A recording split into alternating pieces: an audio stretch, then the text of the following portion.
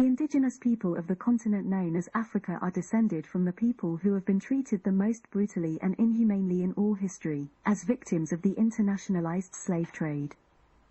The devastating effects of its implementation, leaving lasting scars on the bodies and minds of the African people of the world, stretching back over 4,000 years and coming up into present times. In an attempt to offer some kind of defense to acts in history that are by any standards of honor and credibility eternally indefensible, it is often said by those who would do so, that slavery was a natural part of human development which had played a significant part in the ancient African societies that the Europeans had come across during the slave era, even continuing thereafter. The trade had already been abolished in their own former slave colonies. But the idea that slavery was a natural aspect in the human development of ancient African people in history is a theory that is far from having been proved, regardless of how much this may or may not have been the case in other parts of the Old World, Asia and Europe. In fact, there are several black historians and professors of note who have carried out research into the history and culture of the ancient African people, only to repeatedly come to the same conclusion that slavery did not play a part in African societies prior to the introduction of certain foreign non-black influences that would over the centuries spread throughout the continent with devastating effects. Walter Rodney, just one amongst this number, wrote in his book A History of the Upper Guinea Coast, 1970, referring to when the European powers started going into Africa and forcing the tribal nations to abolish their slave practices. They were simply undoing their own handiwork. Another of these great black scholars, William E. B. Du Bois, stated in his 1947 book, The World and Africa, that the ancient culture of the Atlantic coast was ruined by trade in slaves, indicating with assuredness the existence of great and glorious West African civilizations that had preceded this sorry period in black history.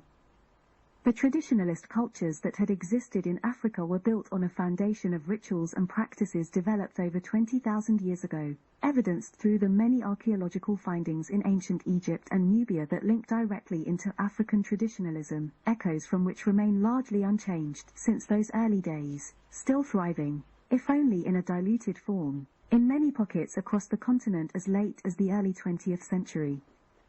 Several of our expert black historians would attest to the cultural and linguistic historical connections between the ancient Egyptians and the tribal nations of West Africa, and we can turn again to William E. B. Du Bois' book, The World and Africa, 1947, where he says that we may treat Egyptian history as an integral part of African history.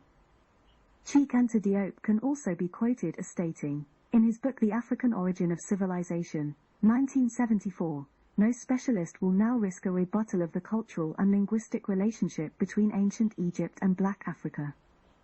The development of the old, traditionalist societies in Africa was linked very closely to the principles of spiritual harmony and reverence towards all aspects of nature and the wider universe, laying the foundations for the modern concepts of religion and science.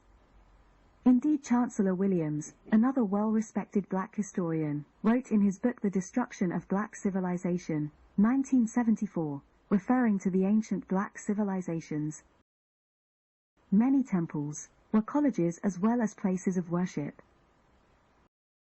A significant difference to the way things would develop in Europe and Asia, both being land-linked to the cold and wintry northern hemisphere regions of despair, where life was treated as being nothing other than a necessary battle for survival between the weak and the strong. A perfect breeding ground for the institutions of war, enslavement, and treachery to flourish. Meanwhile, apart from the narrow passageway towards the northeast of the continent, Africa would remain free from any direct land connection to the cold climates of the northern hemisphere, enabling its people to enjoy the abundance and variety being provided through nature, with thanksgiving, their lives absent of bloody wars, invasions, and wanton destruction. Systems of servitude did exist historically on the continent in the early times independent of non-African influence, but even by European standards, with a fair analysis of its implementation, this would have been considered quite different to the slave practices that were adopted on the plantations of the New World during the transatlantic slave era, aligning more closely as a milder version of the British system of indentured labor, which was still in operation as late as the early 20th century. Servitude in the ancient cultures of Africa was tied into their justice system as a punishment for crimes committed or otherwise simply as a form of repayment of debts incurred. As a society that very rarely carried out capital punishment, and did not support a system of imprisonment for criminal acts, there were two major punishments that have been identified for the most serious crimes, as follows. Banishment, where the incurable criminal is sent into exile to fend for themselves never to return to their homeland, or a term of servitude, where the criminal is sold by the state court to a person of high status to work on specially selected important royal projects. The person labeled a slave in this system did not otherwise lose any of their human rights, and their workload would have been no heavier than that of their master. With the term of servitude completed, the slave would then be allowed to go free, their debt to the society considered fully paid. The other qualification for being sentenced to serve under the traditional system was as a prisoner of war, but even the wars being fought during these early times were more often than not akin to being nothing more than dramatic displays of bravado, athleticism, and theatre, with several relatively minor skirmishes mixed in. It has been acknowledged by many historians that Africans had been venturing into foreign lands from along the East and North African coast, more than 10,000 years ago, reaching by both land and sea into the land of Canaan, Lebanon, Arabia, and India. Their arrival was not based on colonization, but more on their desire to support the people they came across in making improvements in their living conditions, teaching and demonstrating to them ritual practices and new industries that would serve to enrich their life standards and develop their spiritual understanding of the deities of science and nature.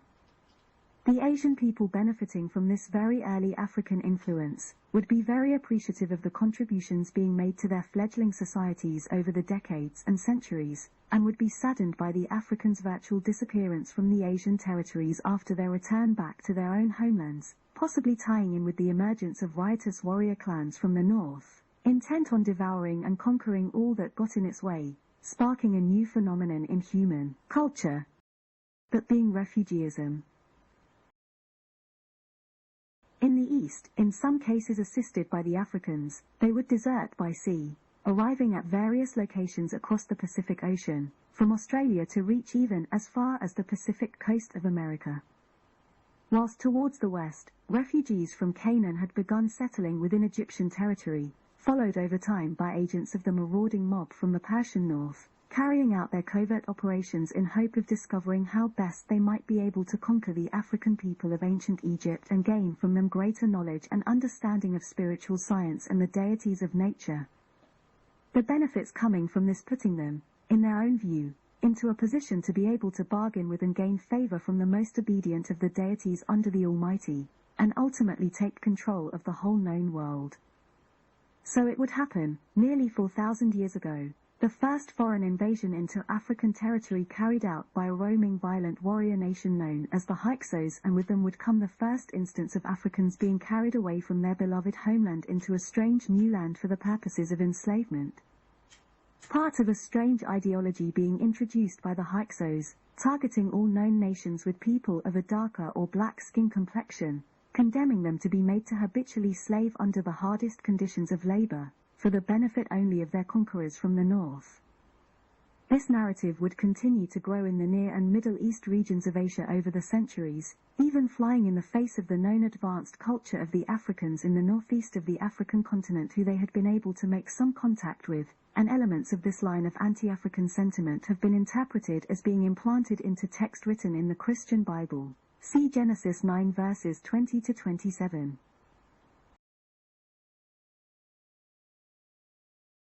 This is known as the curse of Ham, who is a son of Noah and is described in the Book of Jubilees, a Jewish book also known as the Lesser Genesis, as being the father of the people of the black nations of Africa, from the north coastal regions of the continent and going south even into the unknown regions. The Kebra-Nagast, the Ethiopian Orthodox holy book, also refers to Canaan, the son of Ham and the subject of Noah's curse, as disobeying the God-given order for him and his clan to vacate the land of Shem and return to their rightful homeland in Africa, after the misdeeds relating to the biblical story of the Tower of Babel.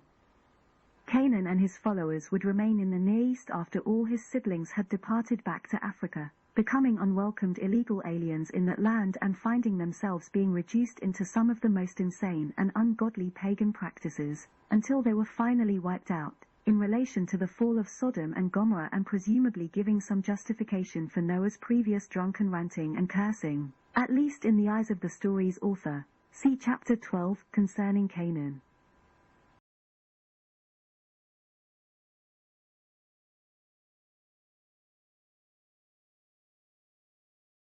It can be assumed that these so-called Canaanites of the Bible story were representative of a small clan of Africans, who had probably been exiled former criminals from Egypt and settled in that region, to in later times be branded as the worst of the worst and a people to be got rid of, aligning perfectly with what would very likely have been the Hyksos conquerors' line of propaganda against these black-skinned impostors on Asian territory. Religious passages in the Christian Bible, such as those referring to Ham, would be used by the European Christian slave traders arriving on the African coast in their merchant ships during the transatlantic slave era, to justify their inhumane practices. Other foreign invaders would follow after the Hyksos' relatively brief venture into Africa, over the centuries to come, concentrated on the northern and northeast coast of the continent, including the Persians, the Assyrians, the Phoenicians, the Greeks, the Romans, and the Arabs and Turks, all seeking to exploit Africa in whatever way they could and routinely carrying away with them Africans to enslave for their own benefit and pleasure. There would be a change for the worst with the arrival of the Arabs, who were able to penetrate deeper inland, reaching as far south as the river Niger in West Africa, through the desert on camelback from the north coast along the trade routes, and carrying on their trading activities along the east coast, seeing the active trade in African slaves increase significantly. Throughout this period, stretching back over 3,000 years to the time of the Hyksos, there were Africans who were willing to facilitate the capture of slaves to sell to the various foreign traders, for the perceived gains to be received by doing exclusive business with them. The increased engagement of Africans with the foreign slave traders would have the effect of seeing a growth in the incidence of internal warfare and regularized slave raids in the affected regions on the African continent. It would also have the effect of normalizing the practice of slavery within the affected tribal nations, where many would also begin adopting the Islamic faith and other practices of the foreign slave traders for themselves. The trade in African slaves and its negative fallout effects on the various affected nations would reach its peak with the arrival of the European traders who began their slave trafficking operations along the western coast of the continent from Senegal to Angola in the late 15th century, and continuing such practices on the eastern coast in competition with the still active Arabs, from Mozambique to Kenya. From this point on, the cold, misty figure of paranoia would cover the whole continent of Africa, leaving lasting scars on its people, as the ancient traditionalist culture began to be gradually filtered and erased out of the hearts and minds of the African people, and a widespread plague of bloodletting, disease, and fear swept across all of the nations of Africa that had not already been swallowed up into the belly of that roaming, cold and heartless beast, known as oppression, the master of all wars, greed, and enslavement. The ghostly prophet of Africa's doom and the bringer of its many tears. Considering the continent of Africa and its long history, it would be fair to say that there is a lot of evidence supporting the notion that slavery did not play a significant part in its early historical development. In a land where there is total abundance, the poorest are not needy, allowing knowledge and wisdom to grow freely. This was to be the beginnings of a spiritual ideology that would spark the establishment of the first human civilizations, something that the impurities of war and enslavement could never have achieved, without at first being inspired to do so by an external source. Chancellor Williams wrote in his 1974 book The Destruction of Black Civilization, that ancient Egypt's highly advanced civilization stirred the envy of Asia and Europe, something that would ultimately spark a constant wave of intrusions, with burning and looting a major part of their mode of operations. It would be only after foreign non-African incursions into the African territory that things started to change for the worst, and Africans started to gradually lose a sense of their own culture and identity, learning from their various conquerors and foreign trade partners to reject what was good for them, and allowing themselves to be tricked into accepting something that could only be detrimental. The stains left behind on the bodies and minds of the people of the whole African continent and diaspora over the many centuries and millennia proving to be a difficult object and something still yet to be removed.